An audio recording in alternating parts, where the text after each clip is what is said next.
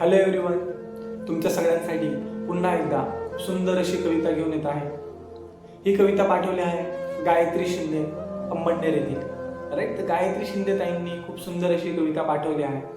नुकतंच त्यांचं लग्न ठरलंय, राईट, आणि लग्न ठरल्याच क्षणी त्यांनी आपलं मनोगत एका कवितेच्या रूपाने व्यक्त केलं आहे, राईट, आणि ते कवितेचे मनोगत ते आपल्या आईलाच सांगत आहे। चला तर ऐकूयात मग।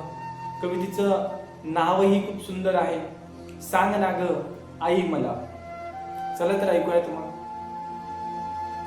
सासरी गेल्यावर आई ग, सासरी गेल्यावर आई ग, तुला माझी जाणीव होईल का? सांग ना ग आई मला, तुला आठवण माझी येईल का? सांग ना ग आई मला, तुला आठवण माझी येईल का? माझ्या लग्नाचा विचार करताच, माझ्या लग्नाचा विचार करतात प्रश्न येतात ग खूप मनात। होईल का ग परकी मी आई, लग्न लागताच त्या क्षणात? होईल का ग परकी मी आई, लग्न लागताच त्या क्षणात? मी सासरी गेल्यानंतर, मी सासरी गेल्यानंतर येथे राहील का ग माझी जागा? येथे राहील का ग माझी जागा? की लग्न माझं झालं म्हणून पडतील आपल्या नात्यात भेगा? की पडतील आपल्या नात्यात भेगा? माझ्या आवडीचं जेवशील तेव्हा, वा, माझ्या आवडीचं जेवशील तेव्हा आठवण माझी तुला येईल का? तुझ्यासारखी साथ मला ग आई, सासरी सासूबाई देईल का? तुमच्यासारखं आई बाबा मला, तुमच्यासारखं आई बाबा मला सासू सासरे समजून घेतील का?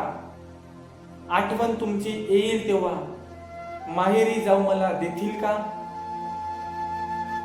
काय करू ग आई मी, काय करू ग आई मी, खूप धावपळ मनात होत आहे। मुलगी आहे म्हणून ग आई, सोडून तुम्हाला जात आहे, सोडून तुम्हाला जात आहे। माझं लग्न झालं म्हणून आई, माझं लग्न झालं म्हणून आई, परक मला करू नको।